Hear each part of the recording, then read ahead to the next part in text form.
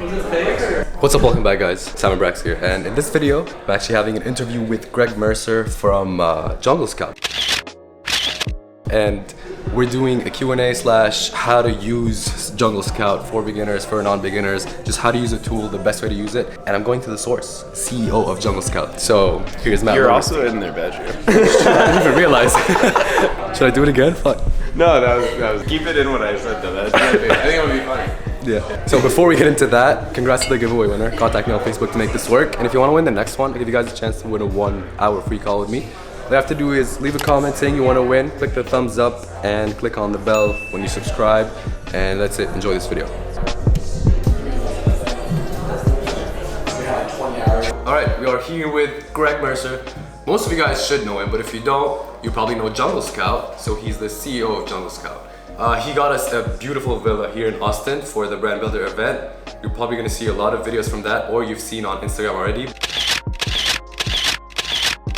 But first of all, thank you for that. Of course, thanks for coming. We had a party, it was fun, we met a lot of people, a lot of benefits from it. So what we're gonna do here is, I'm gonna ask him a few questions about Jungle Scout, and then we're gonna go inside of Jungle Scout and show you how the CEO of Jungle Scout finds product to sell on Amazon, because they actually sell on Amazon. And after that, we're gonna answer some questions from the Facebook group, which I just asked you guys. And for the future, if you wanna be able to ask questions, join the Facebook group, it's in the link below. And as you can notice, I'm sick. So I'm gonna try not to talk too much and let Greg talk more. And that's gonna be cool for me and for you guys. All right. So, all right, let's get into it. And my first question is, which is a question that I get a lot, which tool is the best? Which one should I get and how are they different? And usually my answer is, all of them are estimates. Keep that in mind that the sales are estimated. So just choose one and stop wasting time on this question. Choose one and go for it. I've used Jungle Scout for the longest time, but now you actually have data to answer this. We do. So maybe we include a link in the description for this as well. But we did a case study. We just finished it at the end of last week, so it's only a few days old. I was excited about it because Jungle Scout was the most accurate. Long story short, we got I think like 50 or 60 sellers to opt in, give us access to their Seller Central account to see their business reports. And then we looked at their business reports, we recorded all of this so that no one, or it's difficult to poke holes in it. Then we ran Jungle Scout like our top 10 competitors or whatever. And then took like the averages of how much like deviation or how wrong they were from perfect.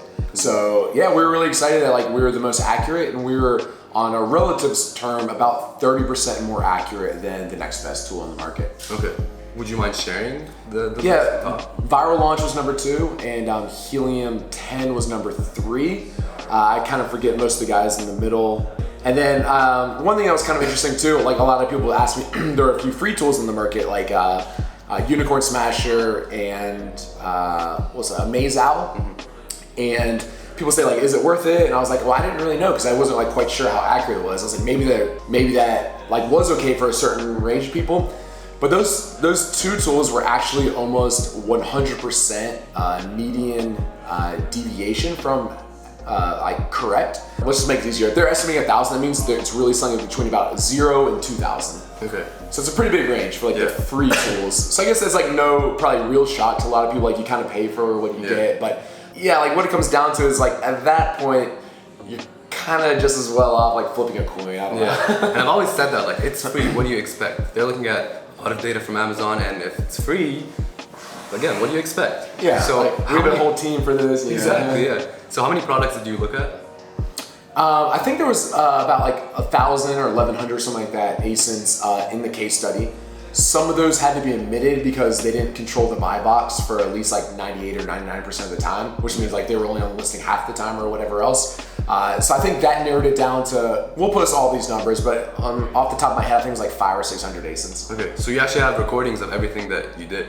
Yeah, because I was like, all right, if I was like a customer looking at this, the first thing that I would think would be like, oh, of course Jungle Scout's gonna say they're the most accurate, they're the one publishing it, you know? So I was like, I got the team together, I was like, what can we do to like show everyone that like we're not like BSing this? So it's not biased. Yeah. Yeah. So like we try to think of like every way that like people could like poke holes in this. So you can see like in all the unedited video recordings that like we go into the business reports, you see it as recorded, then like we click on Jungle Scout, and we click on Viral Launch, and we click on Helium 10, we click on like all these, so you can see that what they predicted and versus actual, and it's like all recorded.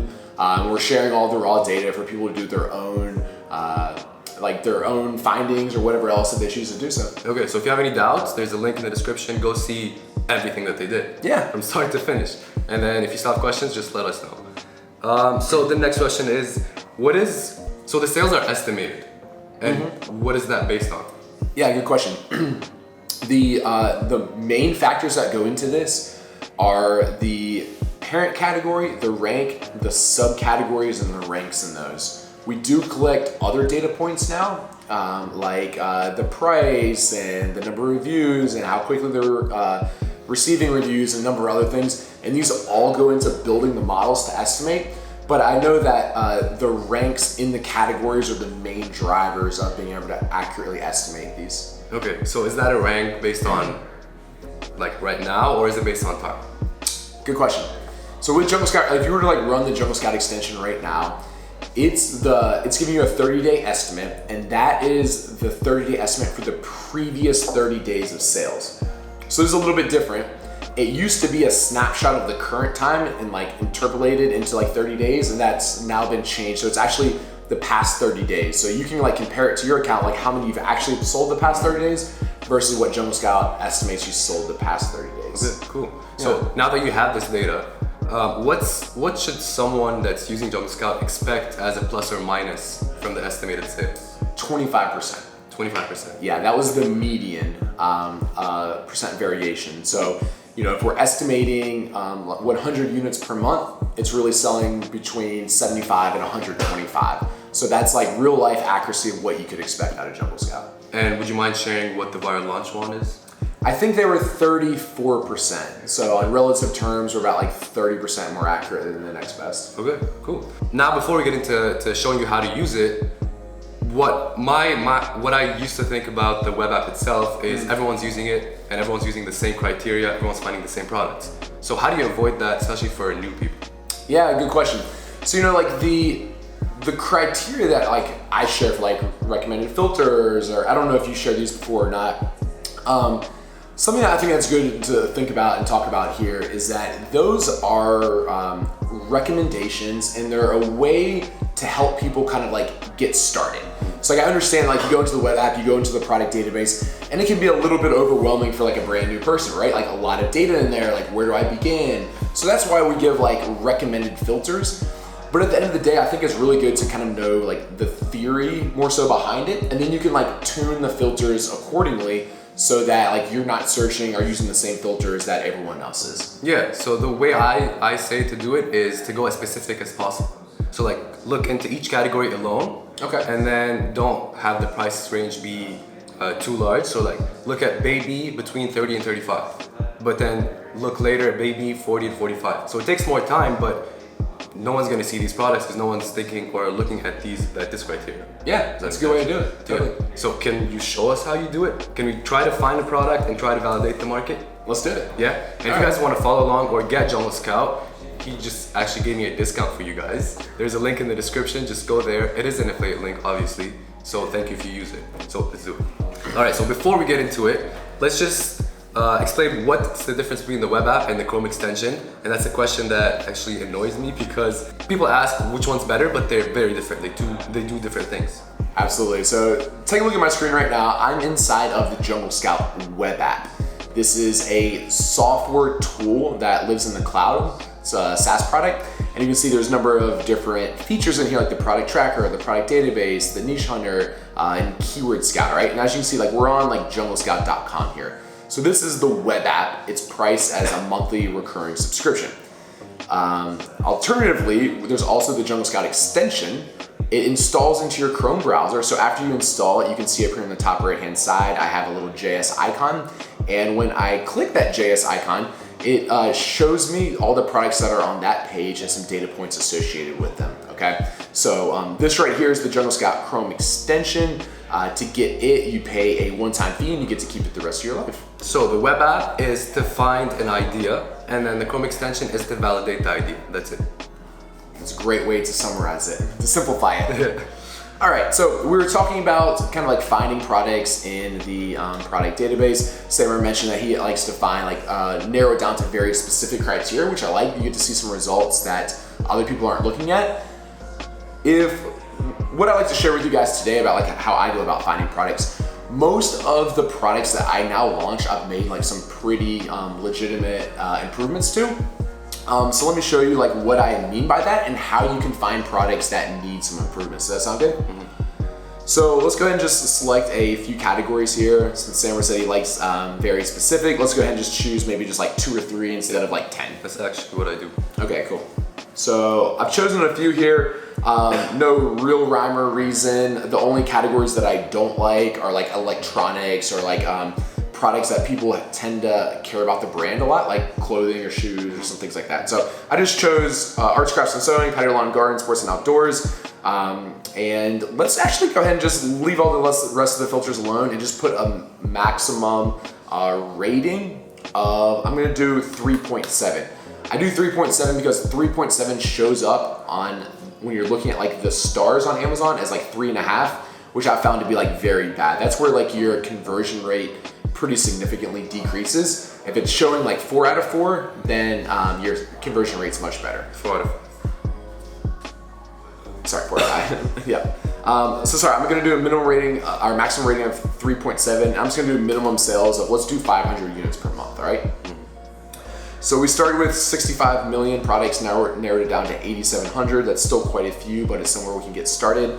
So what you're looking at now is these are the 8,700 products on Amazon that are in one of these 3 categories, sell at least 500 units per month, and have a max rating of 3.7 stars. So again, that's 500 plus or minus what?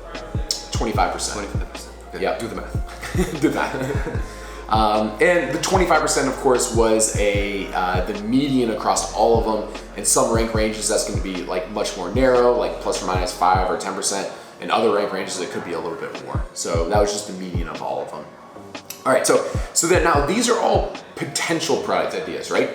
These aren't all guaranteed good here. All this means is these are the products on Amazon that meet that specific criteria.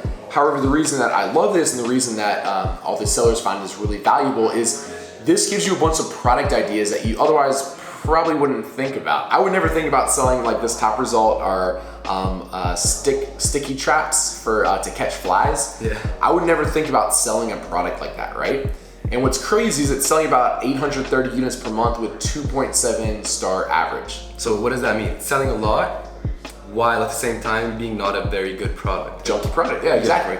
So yeah, it's selling a lot and it's a junky product, which means that if you were to sell a similar product, a fly trap, but make it of high quality, probably that catches more flies, then you could probably take a lot of the sales away from this particular seller. Yeah, and that's what I've been saying for a while. Look for good demand and low competition, but the biggest next thing is, can you stand out and be better? Yeah, so what we can do from here, I could either go and look to see what I can do better, or I can check out the opportunity. We can do both just because it doesn't take long. If I go and look at the 1-star reviews, this is all the things that people have been complaining about with this product. And this is awesome because like before Amazon, big companies spent like hundreds of thousands of dollars on like market research. Now we can just read the bad reviews, right? It's sweet. So it doesn't attract flies. It does not attract.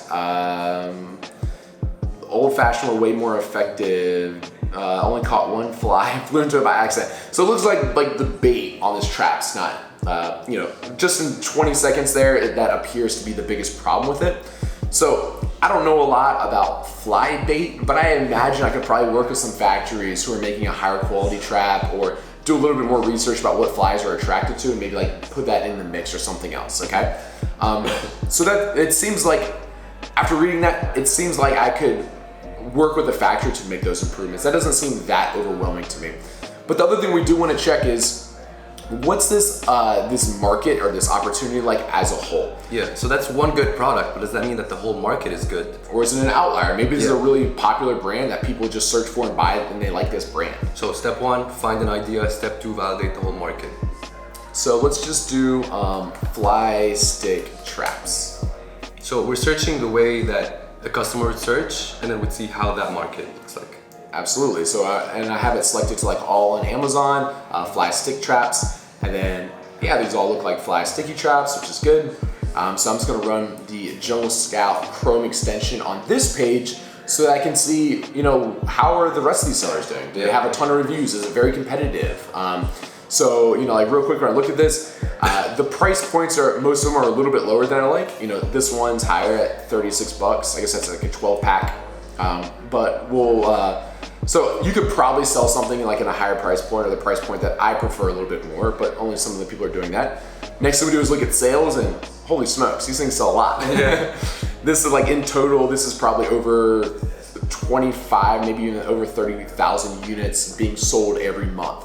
So, you know, you guys probably know this, but that means that there's already a lot of validated demand on Amazon. We know people are going to Amazon, searching some type of variation of this keyword, fly sticky traps, fly traps, sticky insect traps, something else, and purchasing 25 or 30,000 units a month, which is very good. And the biggest and best sign is that they're all doing good on the first page.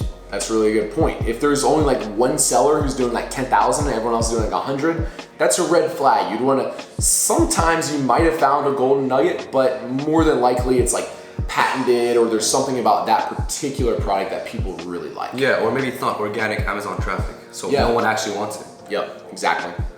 All right, so plenty of demand, I like that. Next thing we can do is look at the number of reviews are a great gauge for the level of competition for a couple reasons. One, this signifies how long this product's been on Amazon. If it has a ton of reviews, it's been on Amazon's Sunwell for a long time, and no one knows the A9 ranking algorithm on Amazon, but my personal belief and what it seems like with my products is they do take into account historical sales when they're ranking products. So if you've had your product up on Amazon for a long time, it's been selling well for a long time, it seems like it's much easier for that to rank well over like a newcomer, okay? So one, number of views signifies that, which is a good level, gauge of competition. And two, it's just social proof. Yeah. People like to buy listings better that have a whole bunch of reviews. It's been proven longer, right? If it's like everything else is the same, and one has 500 reviews and the other has 50, I'm gonna just buy the one with 500 reviews. So with this, the top one has a ton. Number 2 and 3 actually don't have very many reviews, which is pretty interesting. This is a good sign because this means that these are very young and new listings and they were able to rank in the number 2 and 3 spots. However, after that, we're starting to see tons of reviews again in the hundreds or even thousands. So something like this, I would actually, someone could probably go into this niche. Now I'm looking past the top 10, we're starting to see a lot lower, like 2, 17, 36, 19, that's not that many reviews. You could probably go into this niche and do okay, especially if you make a bunch of improvements, since a lot of these have bad ratings, 3.5, 3, 3.5, 3.5, 3.5. However, that being said, we've only spent 3 minutes doing this product research. If I spent a little more time, I think I could find a better opportunity than this one, but this isn't terrible by any means. It's fine. I just think we can find something better. Yeah, but it's great to see how you think about these numbers and all this data. So is there anything else that you look at here? Maybe the sellers, FBA and MZ, do you take that into consideration? Yeah, it's a really good question. I'm glad you asked it actually. I know that's a popular question from the crowd. And people often say like, people are always like, are you willing to compete against Amazon? And the answer is heck yeah. I would much rather actually compete against Amazon than other FBA sellers. So my number 1 preference, I would prefer to compete against fulfillment by merchant because they're usually not Prime eligible. So those, having Prime eligible is gonna mean you're gonna convert way better. My second favorite person to compete against is Amazon because their listings are usually crap. They don't do like anything to optimize it, and you don't ever have to worry about them doing like shady stuff or anything else, right? Because like it's Amazon. Yeah. And third, my least favorite to compete against is an FBA seller. It's still fine, but I would actually rather compete against Amazon than an FBA seller. So correct me if I'm wrong, but what I say is, sure, compete with Amazon, but only if there's other FBA sellers as proof that someone with FBA can't sell. So if it's only Amazon sellers, doesn't that seem shady? That why isn't there another FBA seller there able to compete? Yeah, it's an interesting way to think about it. That would be like I would be like a little skeptical of that. Exactly. Like maybe like a weird gating thing or like something else, right? Same with FBM, maybe it's too heavy, maybe. Yeah, that's a good point. Yeah. So keep that in consideration, but very good point. Amazon listings suck, so competing with them is easy. Yeah, and I think a lot of people were like, oh, well, of course, since it's Amazon's platform, they're gonna rank their listings higher in their algorithms than FBA. But we've actually done a lot of research around that, and we can't find like any data to back up that claim. Like, I don't believe that's true. I'm pretty darn confident that that's not true, that everyone's weighted equally into their algorithm. Because, and another good point to emphasize with that is Amazon in one of their quarterly reports, they said that a lot of their FBA sales, they make higher margins on than when they sell it themselves. So, like they get the 15% commission, which is guaranteed 15% margin whenever they sell someone else's products. And oftentimes when they're the seller of it, their margins aren't that good. They're not 15%, which would mean that just goes back to the fact of why then would Amazon prefer to show their own products over FBA when they a lot of times, or the majority of the time maybe, make more money off the FBA products. Interesting, very interesting. Yeah. So this information that you got isn't only from Jungle Scout's CEO, but it's also from a seller, because you guys sell on Amazon. Totally. And you actually share the products on your channel. Yeah. So go check out their channel. It'll be linked below. It's just Jungle Scout on YouTube. So let's answer your questions on Facebook. Again, so I ask questions on my Facebook group. If you want to ask questions in the future, join it. It's in the description below. And would you mind reading? Because my voice is bye-bye. Let's do it. The first one is from Saeed. What's the most novel way to find out they have used the data they have so far? I don't know if I understand that question. What's the most novel way they've used the data they have so far? I don't know for sure what it means. Saeed, what do you mean by your question? When I just read Saeed real quick, I didn't agree is that Saeed. What did you mean by a question? What? What did you mean by a question? What's the most novel way they've used their data so far? Yeah. What do you mean by that? I don't understand. So you use your data to calculate how many monthly sales, things like that. But are there any innovative ways, something out of the box that you've used the mass amounts of data you're collecting to either predict or model? Yeah. Okay, something maybe you don't share, but you had a great idea and you wanted to use that data. Okay. Yeah. Yeah. So some of the other things that we do with our data is, so I'm a huge data geek myself, and I really like the idea of either debunking or proving kind of myths or things that most people on Amazon believe to be true. So it's really fun for me to do. And it's some of the things that we've done before is we try to use the data to predict or to understand whether or not it's better to, if you know you're gonna run out of stock, is it better to raise your price and collect the profits from that, and so that it's less likely to run out of stock and collect more money from it? Or is it better to just keep the price as is and go ahead and just run out of stock? Yes. And because it's gonna affect your conversion rate, raising your price, but you collect more money from it, right? So it's pretty interesting here. The answer is, everyone wants to know this. All right, so the answer to this is, it is easier to get ranked better if you do not raise your price and it doesn't affect your conversion rate. That's what I've been saying. Yeah, so when you go back in stock, Amazon takes into account your conversion rate prior to going out of stock. So it's easier to regain or to get the rank back right away. So they look at the conversion rate more than the BSR that it was at. Totally. And we haven't proven this yet, but it's actually my belief that Amazon doesn't take into account the bestseller rank when they rank items in their algorithm and for the search results, in the SERPs. Mm-hmm. But that's another discussion for another day. Okay. So yeah, it's easier to get your ranking back. That being said, if we're talking only about how much profits you're making, there were certain situations where it still was better to raise your price and make more of that money, even though it was going to be harder for you to regain your rank. So it was difficult, this one, because it was different in different scenarios. But all that being said, after seeing the data and all the results for it, I'll just let you know that on my products now, I don't raise the price and try to make them more money. I just keep my conversion rate as is and go out of stock. All right. Well, thank you for that question. Everyone wanted to know. All right, next one. So Hamudi says, just say hi to him. Hi. Hey, Hamudi. Kareem, this one, to improve their terrible customer service. And I want to read this because I want to address this.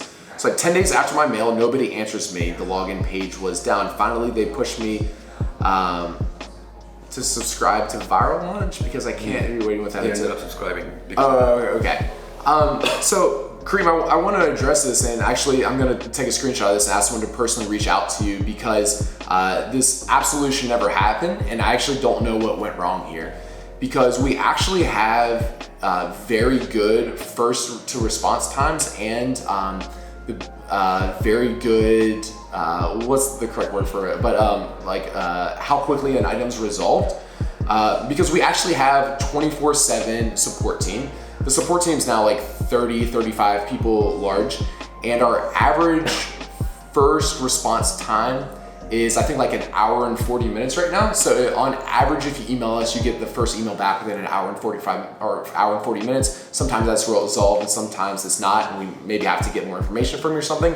And that's on a 24-hour basis. So like a lot of companies will like maybe say times like that, but that's like during work hours of like 9 to 5. Ours isn't. That's like on a 24/7 basis. So I don't know if your mail didn't go through or is the wrong email or whatever else, but I want to personally really apologize for you because that should never happen. Kareem, expect a message from Jungle Scout. Expect a message from us. You guys, FBA sellers, learn from this type of customer service. That's how you grow your business. Michael Hoffman, what tools do you plan to add to compete with the competition? Michael, great question. So I just want to let you know that the way we think about like our products and our product roadmap and product development is very much so what the customers want and what's best to benefit the customers. So I think, like we were the first ones to the market. From that we have like a head start. We have more resources and everything else. And I think it's a really like dangerous type of mindset to get into of always competing with the competition, like trying to like base like on features. Like they release something, so we have to release something or whatever else. We never want to be like that. Like all of our product roadmap is just what the customers are asking for. Like that's how you like continue to be like an innovator in the space and be like ahead of all of the competition. So to answer your question, Michael, I'm gonna answer your question with a question of what would you like to see? Because this is literally how we plan like our product roadmap is we ask these questions to people like you, either through social or through the live event we were just at or through surveys or whatever else. And we just want to build what you guys, the customers, want the most, not what competitors are building. Again, on the other side, FBA sellers, learn from this. Talk to your customers and ask them what they want. Alston said, I'm guessing USA is the biggest market that people are going after. I'm Canadian, I live in BC. Can I do the Amazon thing?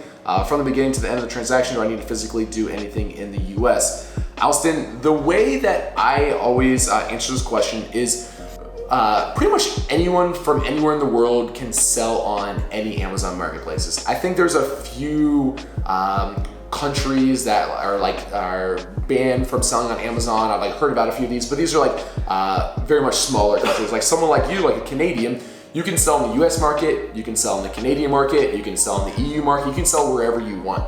So no, you don't have to physically be in the US. I personally have, like, for example, like my marshmallow sticks is a product that I publicly shared, and I was nomading and traveling around the world when I launched it, and I actually sold that product for like 2 years before I actually ever personally held one.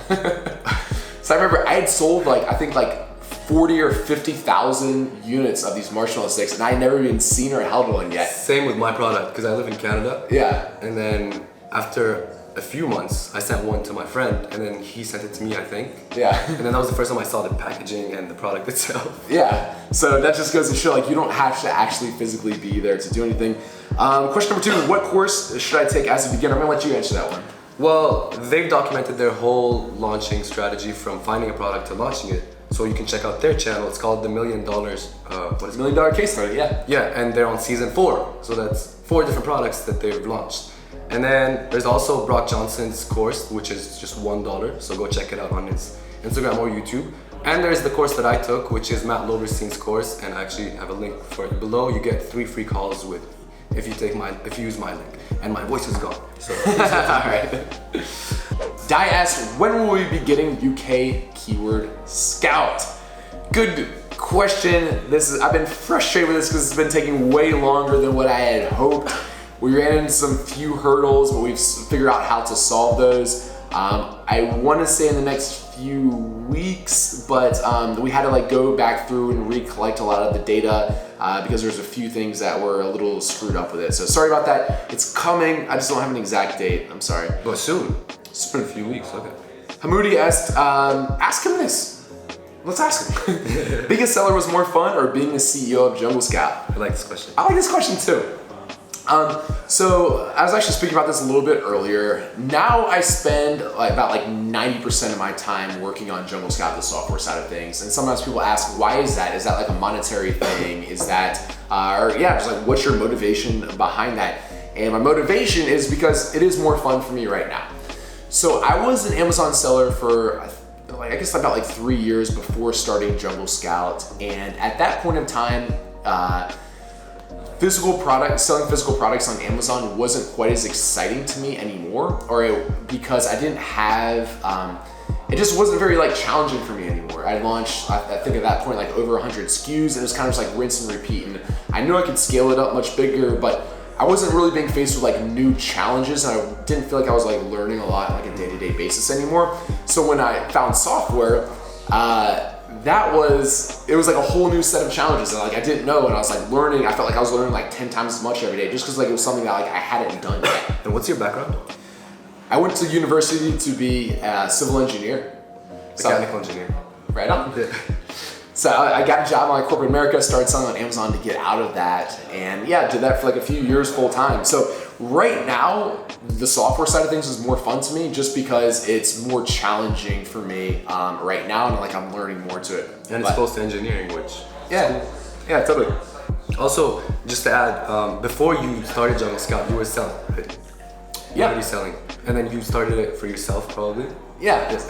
So prior to Jungle Scout, it's hard to imagine that in this day and age, but no one knew how well any products on Amazon were selling. It was just a total crapshoot. So I was an engineering, very analytical, data-driven mindset. So I didn't like the idea of just having to throw products up and seeing if they worked. That was not how I like to make business decisions. Back in my day. Back when I was young. So so I built Jungle Scout to solve that problem for me, and I was like, man, if I could sell a few of these, this would be nice. It's turned out a lot of other people had the same pain point that I did, so it started to pick up quite a bit of traction. That's when I started to focus a lot more of my time on it. That's awesome. Ryan asked, I noticed today while doing some product research that there were some products that have a huge amount of revenue, 100K plus. From what I've seen, most of these are also unavailable. Does this just mean it's sold really well and is now out of stock? Hopefully I'm not too late here. Yes, that's what that means. If you're doing product research inside of the Jungle Scout web app, and it shows you it's sold 1,000 units the past month, and then you click on it and it's unavailable, that's exactly what happened. It's now out of stock. So it will show you that because again, in the product database and the extension, it shows you how many units it sold the past month. So even if it was in stock for the first 2 weeks and out of stock the last 2 weeks of the month, it will still show you how many units it sold that past month, but 2 months worth of data will be missing. 2 weeks of the sales will be missing from that because it was out of stock. The last one from Salal, which category is the best for private label? Unfortunately, I don't have a favorite category. There's no one category that's way better than the rest. That being said, I want to give you some actionable insights from that question. So something I could leave you with was products that I don't like to sell. I don't like to sell electronics. Every time I've launched probably at least a dozen electronic items, and it's always a bust. They always get bad reviews. It's always a headache. Customer service. Yeah, every once in a while I'm like, oh man, but this one, I always tell myself this one's gonna be different. And it's never different. They're always terrible. So I don't like electronics items. I don't like the category. I never sold anything in clothing. It seems oftentimes people appreciate the brand or the handbag or the shoes or the clothing or whatever else. But anything that's more of a commodity type item, especially if it's really simple, those are the items that I really like to sell. Examples of these are my bamboo marshmallow sticks. Very simple, right? and no one cares what brand's making their marshmallow sticks. What's the next one? It was a hooded baby towel. That's another great example of very simple product. Again, that's why it gets great reviews. I did a sleeping bag, and this season $1 million case study is to be determined. We haven't figured it out yet. So go check them out to see. Well, thank you very much. I learned so much from this. Excellent. And I'm sure a lot of them learned a lot. So thanks again, and thanks again for, this is his house. It's a beautiful view, and thanks for the villa again. So let's see. Get Jungle Scout from the description below. You get a discount if you use my link. Go check out that study that they did for even more proof that they're the best. And what else? Check out the Facebook group if you want to ask questions for the next guest. And subscribe to this channel for more. Click on the thumbs up if you liked it. What else? Go check out Jungle Scout's YouTube channel. Thanks for having me on. Thank you. Thanks, guys. It's been fun. All right, see ya.